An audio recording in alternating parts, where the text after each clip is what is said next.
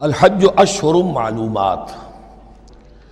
حج کے مہینے ہیں جو معلوم ہیں، یعنی جو بھی پہلے سے عرب میں رواج چلا آ رہا تھا اس کی توثیق ہو گئی کہ واقعتاً یہ اللہ تعالیٰ ہی کی طرف سے۔ تو حج کے کا جہاں تک ٹائمنگ کا تعلق ہے، مواقیت کا تعلق ہے، وہ گویا کہ اللہ تعالیٰ کی طرف سے توثیق فرما دی گئی۔ فمن فرض فیہن الحج، تو جو کوئی بھی اپنے اوپر لازم کر لے ان مہینوں میں حج کو، لازم کر لے سے مراد نیت پختہ کر لے، اور نیت پختہ کرنے کی علامت احرام باندھ لے۔ فمن فرض فیہن الحج، تو حج کے لیے جو اپنے اوپر لازم کر لے، فلا رفث ولا فسوق ولا جدال فی الحج، تو احرام کی حالت میں یہاں لفظ حج آیا ہے،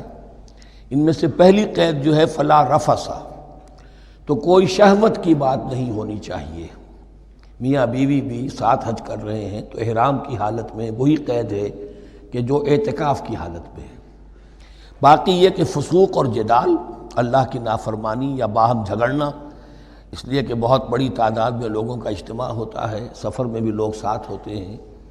تو لوگوں کے غصوں کے پارے جلدی چڑھ جاتے ہیں، اس میں خاص طور پر روکا گیا کہ یہ ہے کہ اس میں امن ہو اور سکون ہو۔ اور آج بھی واقعہ یہ ہے کہ دنیا میں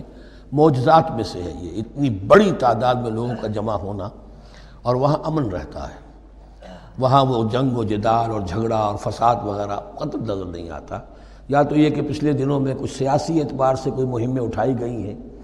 یا یہ کہ کچھ چور اچکوں نے بھی جانا شروع کر دیا ہے وہاں پر، لیکن جھگڑا اور جو گالم گلوچ کی نوبت ہم نے اپنے آنکھوں سے نہیں دیکھی، سے 5-6 مرتبہ حج کی سعادت حاصل ہوئی ہے۔ فلا رفث ولا فسوق ولا جدال فی الحج وما تفعلوا من خیر یعلمہ اللہ، اور جو خیر بھی تم اس کے دوران کرو گے اللہ کے وہ علم میں ہوگا۔ نوافل پڑھ رہے ہو، اضافی طواف کر رہے ہو، کوئی اور بھی جو کام کر رہے ہو، تو اس میں کسی اور کو دکھانے کی ضرورت نہیں ہے، اپنے خاموشی کے ساتھ انسان وہ اپنی جو بھی نیکی مزید کما سکے کمائے، جو بھی مناسک حج ہیں ان پر مستزاد۔ وَتَزَوَّدُوا فَإِنَّ خَيْرَ الزَّادِ التَّقْوَىٰ، اور سفر کے لیے زاد راہ ساتھ لے لیا کرو، اور بہترین زاد راہ تقویٰ ہے۔ اب اس آیت کے 2 معنی لیے گئے ہیں، ایک تو یہ کہ بہترین زاد راہ تقویٰ ہے، یعنی سفر میں آپ نے زاد راہ خرچ کی شکل میں تو لے لیا، تقویٰ ہے نہیں، تو پھر کیا ہوگا؟ وہ تو صرف پیسہ خرچ کرنے کے لیے اچھا احرام لے لیں گے، اچھی جگہ لے لیں گے قیام کی، تو تقویٰ اگر نہیں ہے تو وہ حج تو حج ہی نہیں ہوگا۔ لیکن اس کا ایک دوسرا مفہوم جو ہے وہ بھی بہت اہم ہے کہ اگر انسان خود اپنا زاد راہ ساتھ نہ لے تو پھر وہاں مانگنا پڑتا ہے، تو تقویٰ سے مراد یہاں ہے سوال سے بچنا۔ بہتر یہ ہے کہ زاد راہ لے کر چلو، اور یہ کہ اس کے لیے تمہیں کسی کے سامنے سائل نہ بننا پڑے۔ اگر تم صاحب استطاعت نہیں ہو تو حج تم پر فرض ہی نہیں ہے۔ خام خواہ کو ایک شے جو تم پر فرض نہیں ہے اس کے لیے وہاں جا کر بھیک مانگنا، یا یہاں سے بھیک مانگ کر یا چندہ لے کر جانا، یہ تو قطعاً غلط حرکت ہے۔ وَتَزَوَّدُوا فَإِنَّ خَيْرَ الزَّادِ التَّقْوَىٰ وَاتَّقُونِ يَا أُولِي الْأَلْبَابِ، اور یقیناً میرا ہی تقویٰ کرو، مجھی سے ڈرو اے ہوش مندو۔ لَيْسَ عَلَيْكُمْ جُنَاحٌ أَن تَبْتَغُوا فَضْلًا مِّن رَّبِّكُمْ، اس میں تم پر کوئی حرج نہیں ہے، کوئی گناہ نہیں ہے کہ تم حج کے سفر کے دوران اپنے رب کا فضل بھی تلاش کرو۔ آدمی ہندوستان سے پاکستان سے جا رہا ہے، اسے اچھی اجناس لے جائے تجارت کے لیے، جو وہاں پر بیچ کر کچھ نفع حاصل کر لے، تو یہ تقویٰ کے منافی نہیں ہے۔ اگر وہاں پر کوئی کاروبار کر سکو کرو۔ فَإِذَا أَفَضْتُم مِّنْ عَرَفَاتٍ، تو پھر جب تم عرفات سے واپس لوٹو، اس لیے کہ اصل حج جو ہے وہ عرفہ ہے، الحج العرفہ۔ حج کے بقیہ تمام مناسک رہ جائیں، صرف عرفہ میں شمولیت ہو جائے، قیام عرفہ میں تو حج ہو گیا، باقی جو چیزیں رہ گئی ہیں اس کا جو بھی اس کا کفارہ ہے، اس کا جو دم دینا ہے وہ دے دیا جائے۔ لیکن عرفہ سے اگر آدمی رہ گیا عرفات کے قیام سے تو پھر حج نہیں ہوا۔ اب یہاں سے جب لوٹتے ہو تو فاذکروا اللہ عند المشعر الحرام، یہ ٹائم ٹیبل نوٹ کر لیجئے کہ اصل میں 8 کی شام کو مکے سے نکلتے ہیں 8 ذی الحج کو، اور رات منی میں گزارتے ہیں۔ پھر 9 کا دن ہے اصل یوم عرفہ، 9 ذی الحج، صبح کو نکلتے ہیں، قافلے چلتے ہیں، اور کہیں دوپہر تک، اور دوپہر سے بھی ہو سکتا ہے تاخیر ہو جائے، لیکن کوشش ہوتی ہے کہ ظہر سے پہلے پہنچ جایا جائے، لیکن ظہر اور عصر دونوں ملا کر پڑھ لی جائیں عرفات میں داخل ہونے سے پہلے۔ اسی لیے جو مسجد ہے عرفات کے میدان سے ملحق، وہ عرفے کے اندر شامل نہیں ہے، وہ اس کی حدود سے باہر ہے۔ تو اصل اس کا افضل یہی ہے کہ ظہر اور عصر ملا کر وہاں پڑھی جائیں، اور اس کے بعد سے غروب آفتاب تک قیام ہے، وہ عرفات کا قیام ہے، اس میں کوئی نماز نہیں، یعنی جو روایتی جو عبادت ہے اس کے سب دروازے بند۔ اب تو اگر دعا کی آپ کے اندر ایک روح پیدا ہو چکی ہے، اپنے رب سے ہم کلام ہو سکتے ہیں، اور آپ کو حلاوت مناجات حاصل ہو گئی ہے، تو دعا مانگتے رہیے، بس یہی ہے دعا۔ قیام عرفہ جو ہے کھڑے ہو کر بیٹھے ہوئے جس طرح بھی ہو اللہ سے مناجات کرو، یا پھر یہ کہ اگر اس میں کبھی ہو جائے کسی وجہ سے تو آدمی تلاوت کرے، لیکن یہ کہ عام نماز نہیں۔ فَإِذَا أَفَضْتُم مِّنْ عَرَفَاتٍ فَاذْكُرُوا اللَّهَ عِندَ الْمَشْعَرِ الْحَرَامِ، یہ مزدلفہ کا قیام ہے، 9 کی شام کو مغرب کی نماز کا وقت ہو چکنے کے بعد وہاں سے روانگی ہے، لیکن وہاں مغرب کی نماز پڑھنے کی اجازت نہیں ہے۔ اب جاؤ اور مغرب اور عشاء دونوں جمع کرو اس میں مشعر حرام یعنی مزدلفہ میں۔ وَاذْكُرُوهُ كَمَا هَدَاكُمْ، اور یاد کرو اسے، ذکر کرو جیسے کہ تمہیں اس نے ہدایت دی ہے۔ اس سے مراد ہے کہ جو کچھ اللہ کے رسول نے تمہیں سکھایا ہے، ذکر کی جو طور طریقے ہیں، اس کے لیے جو بھی طریقے ہیں وہ اللہ نے ہدایت دی اپنے رسول کے ذریعے۔ وَإِن كُنتُم مِّن قَبْلِهِ لَمِنَ الضَّالِّينَ، اور یقیناً اس سے پہلے تو تم گمراہ لوگوں میں سے تھے، تمہیں معلوم نہیں تھا، حج کی شکل باقی رہ گئی تھی، اس کی روح ختم ہو گئی تھی، اس کے مناسک میں بھی تم نے رد و بدل کر دیا تھا، وہ آگے آ رہا ہے۔ ثم افیضوا من حیث افاض الناس، پھر پلٹو وہیں سے جہاں سے کہ سب لوگ پلٹتے ہیں۔ قریش نے یہ کہا تھا کہ ہماری خاص حیثیت ہے کہ ہم تو منا ہی میں مقیم رہیں گے، باہر سے آنے والے لوگ عرفات جائیں اور عرفات سے پھر واپس لوٹیں، یہ سارے مناسک ہمارے لیے نہیں ہیں، ہم تو مکے والے ہیں اور ہماری شان یہ ہے کہ ہم عرفات نہیں جائیں گے، منا ہی میں قیام رہے گا۔ یہاں بتایا گیا کہ یہ تم نے غلط بات ایجاد کر لی ہے، ثم افیضوا من حیث افاض الناس، جہاں سے سب لوگ لوٹتے ہیں یعنی میدان عرفہ سے، وہیں سے لوٹیں۔ واستغفر اللہ، اللہ سے استغفار کرتے رہو، ان اللہ غفور رحیم، یقیناً اللہ بخشنے والا رحم فرمانے والا ہے۔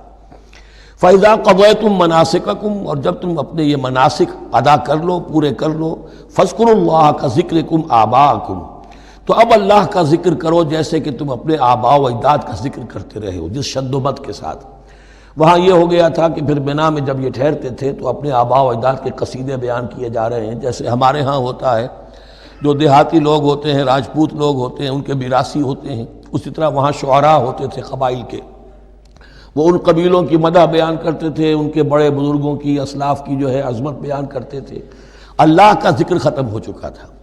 فرمایا جس شد و مد کے ساتھ تم اپنے آباء و اجداد کا ذکر کرتے رہے، اب اسی شد و مد کے ساتھ، بلکہ او اشد ذکرہ، بلکہ اس سے بھی زیادہ شد و مد کے ساتھ اب اللہ کا ذکر کرو۔ فَمِنَ النَّاسِ مَن يَقُولُ رَبَّنَا آتِنَا فِي الدُّنْيَا وَمَا لَهُ فِي الْآخِرَةِ مِنْ خَلَاقٍ، لوگوں میں سے وہ بھی ہیں جو یہی کہتے رہتے ہیں رب ہمیں دے دے دنیا ہی میں، ایسے لوگوں کے لیے آخرت میں کوئی حصہ نہیں ہے۔ یعنی وہاں پہنچ کر بھی ساری دعائیں ان کی دنیاوی چیزوں کے لیے ہیں، مال کے لیے، اولاد کے لیے، ترقی کے لیے، اور دنیا کی جو بھی چیزیں ہیں، اپنی کوئی مشکلات ہیں ان کے رفع کرنے کے لیے، چونکہ ان کے دلوں میں دنیا بسی ہوئی ہے۔ اشربوا فی قلوبہم الدنیا، ان کے دلوں میں جیسے بنی اسرائیل کے دلوں میں بچڑے کا تقدس ملا دیا گیا تھا اور محبت، اسی طرح ہمارے دلوں میں دنیا کی محبت ہے، تو وہاں جا کر بھی دنیا ہی کی دعائیں ہیں۔ فَمِنَ النَّاسِ مَن يَقُولُ رَبَّنَا آتِنَا فِي الدُّنْيَا وَمَا لَهُ فِي الْآخِرَةِ مِنْ خَلَاقٍ، ظاہر بات ہے ایسے لوگوں کے لیے پھر آخرت میں کوئی حصہ نہیں ہے۔ وَمِنْهُم مَن يَقُولُ، اور ان میں سے وہ بھی ہیں جو یہ کہتے ہیں ربنا آتنا فی الدنیا حسنۃ وفی الآخرۃ حسنۃ وقنا عذاب النار، پروردگار ہمیں اس دنیا میں بھی خیر عطا فرما اور آخرت کا بھی خیر عطا فرما اور ہمیں بچا لے آگ کے عذاب سے۔ اب دنیا کا خیر جو ہے سب سے بڑا وہ ایمان ہے، ہدایت ہے۔ دنیا کا کوئی خیر نہیں ہے جب تک کہ اس کے ساتھ ہدایت اور ایمان نہ ہو۔ تو سب سے پہلے انسان ایمان طلب کرے، پھر اس کے ساتھ اللہ تعالیٰ دنیا میں کشادگی دے دے، رزق میں بھی کشائش دے دے تو ٹھیک ہے، کوئی بری بات نہیں، اچھی بات ہے۔ لیکن یہ کہ اصل شے کیا ہے؟ ایمان اور استقامت۔ اولئک لہم نصیب مما کسبوا، یہاں یہ لفظ بہت اہم ہے، ان کے لیے حصہ ہوگا اس میں سے جو انہوں نے کمایا۔ محض یہ دعا کرنے سے یہ دعا جو ہے یہ کافی نہیں ہو جائے گی۔ اول تو یہ نوٹ کر لیجئے، یہی وہ دعا ہے جو یعنی رکن یمانی سے لے کر جو بھی ہر چکر ہوتا ہے اس کا طواف کا، تو رکن یمانی سے لے کر حجر اسود تک کا جو دورہ ہے، اس میں یہ دعا مانگی جاتی ہے، ربنا آتنا فی الدنیا حسنۃ وفی الآخرۃ حسنۃ وقنا عذاب النار اولئک لہم نصیب مما کسبوا، ان کے لیے حصہ ہے اس میں سے جو انہوں نے کمایا۔ اچھا، اس میں سے جو انہوں نے کمایا، اس میں سے کہ وہ تو سارا ملنا چاہیے، لیکن بندے کو ڈرتا رہنا چاہیے کہ ممکن ہے اس میں سے کسی مسئلے میں میری نیت میں کوئی فساد آ گیا ہو، ممکن ہے اس میں سے میرے کسی عمل کے اندر کوئی کمی رہ گئی ہو، کوئی کوتاہی رہ گئی ہو، اس لیے یہ نہ سمجھ لے کہ جو بھی کچھ کیا ہے اس کا اجر لازماً ملے گا۔ مما کسبوا، جو انہوں نے کمایا ہے اس میں خلوص ہے، اس میں بے ریائی ہے، اس میں تمام جو بھی اس کے آداب اور شرائط ہیں ملحوظ رکھے گئے ہیں، تو ان کو اس کا حصہ ملے گا۔ واللہ سریع الحساب، اور اللہ تعالیٰ کو حساب چکانے میں دیر نہیں لگتی، بہت جلدی حساب کر لے گا۔ اب تو ہمارے سامنے نقشے موجود ہے، کمپیوٹرز ہیں، کتنی جلدی حساب ہو جاتا ہے، تو اللہ کے ہاں تو پتہ نہیں کیسا سپر کمپیوٹر ہوگا کہ اسے حساب نکالنے میں دیر نہیں لگے گی۔ وَاذْكُرُوا اللَّهَ فِي أَيَّامٍ مَّعْدُودَاتٍ، اور ذکر کرو اللہ کا گنتی کے چند دنوں میں۔ یہ لفظ یہاں پر پھر آ گیا ہے اس بات کی وضاحت کے لیے جو میں نے عرض کیا تھا کہ ابتدائی جو حکم تھا روزے کا، ایام معدودات، وہ 3 دن کے روزے تھے، اس لیے کہ یہاں بھی معدودات کا لفظ آیا ہے، فی ایام معدودات، اور سب کو معلوم ہے یہ 3 دن ہیں، 11ویں 12ویں 13ویں تاریخ جو ہے ذی الحج کی، کہ پھر یوم نحر کے بعد 3 دن یہاں پر قیام ہے، مبیت ہے، تو وہ 3 دن ہے ایام معدودات۔ فمن تعجل فی یومین، تو جو کوئی 2 دن ہی میں جلدی سے واپس آ جائے، فلا اثم علیہ، یعنی 3 دن پورے نہیں کرتا، 2 دن ہی میں واپسی کو اختیار کر لیتا تو کوئی گناہ اس پر نہیں ہے۔ ومن تأخر، اور جو پیچھے رہے یعنی 3 دن کی مقدار پوری کر لے، فلا اثم علیہ لمن اتقی، تو اس پر بھی کوئی گناہ نہیں، لیکن شرط ہے تقوی۔ جو 2 دن میں چلا گیا تقوی تھا تو بھی اللہ تعالیٰ کے ہاں اس کا اجر محفوظ ہے، جو 3 دن رہا تقوی ہے، تیسرے دن اس نے کچھ اور ہی حرکتیں نہ شروع کر دی ہوں، جی اکتایا ہوا ہے اور طبیعت کے اندر جو ہے وہ ٹھہراؤ نہیں ہے، تو وہ تیسرا دن اس کے لیے کوئی خاص مفید نہیں ثابت ہوگا، لیکن یہ کہ اصل شے جو ہے اللہ کے ہاں جو چیز کے شرط لازم ہے قبولیت کے لیے وہ تقوی ہے۔ لمن اتقی واتقوا اللہ واعلموا انکم الیہ تحشرون، اور اللہ کا تقوی اختیار کرو اور یہ مستحضر رکھو اپنے ذہن میں کہ تمہیں اسی کی جانب جمع کر دیا جائے گا، تم سب کے سب ہانک کر لے جاؤ گے اسی کی جناب۔